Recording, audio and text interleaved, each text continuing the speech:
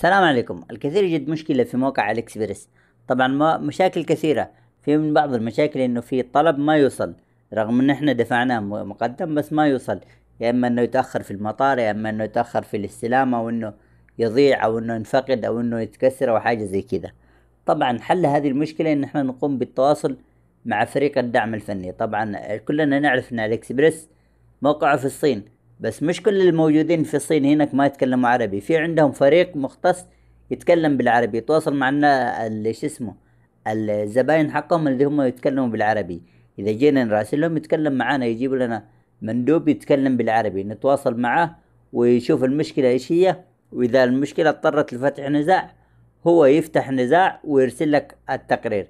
طبعا بعد ذلك انت تتابع النزاع يا اما اذا ما وصل لك المنتج، ولا اذا فيه مشكلة ولا شيء، الفلوس ترجع لك في نفس الحساب. طبعا اذا جينا هنا عندي في المشحونة، المنتجات المشحونة هنا اذا دخلنا عليها كذا بيتفك لنا طبعا المنتجات المشحونة.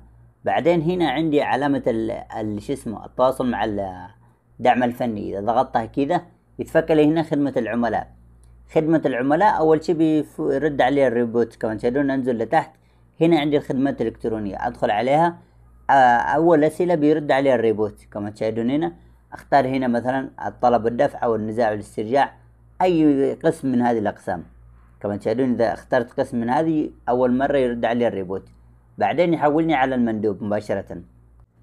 هنا أنا أختار النزع والاسترجاع، بعدين هنا النزع والاسترجاع. هنا عندي طلبات غير مستلمة، أختار من هذه أي قسم. لم أستلم بضاعتي، ماذا يمكن أني أفعل؟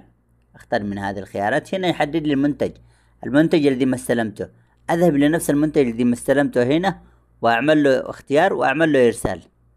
كما تشاهدون هذه المنتجات ما وصلتني، عملت لها إرسال. هنا يقول لي الخيار أعمل لم يتم استلام الطلب. هنا كما تشاهدون أرسلت لم يتم إرسال الطلب. هنا جاني كتابة دردشة مع أحد المندوبين. كما تشاهدون عملت كذا جاني هذا: هلا ومرحبا بك، شكرا لاستخدامك خدمة العملاء، اسمي ميسرة، كيف يمكنني مساعدتك؟ الآن هذا هو العميل مباشرة. استطيع التكلم معه بالعربي، اكتب اسم المشكلة هنا، عندي ايش من مشكلة، انه يكتب لي. طبعا هذا مندوب عربي يتكلم معه براحتي، اشوف ايش المشكلة هنا واكتبها له وارسلها له.